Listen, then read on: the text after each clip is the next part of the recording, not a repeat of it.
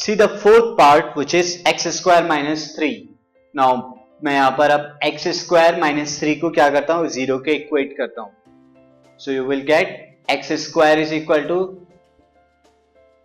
मैं इसे बल्कि माइनस रूट 3 का होल स्क्वायर लिख देता हूँ 3 का, since minus root 3 square is 3.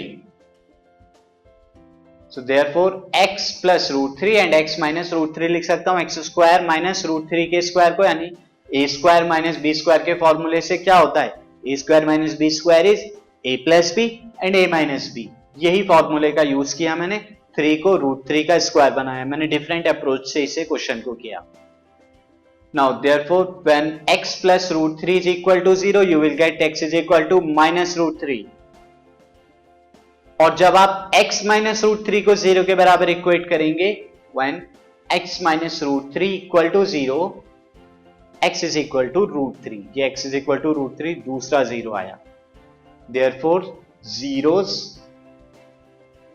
are minus root 3 and root 3.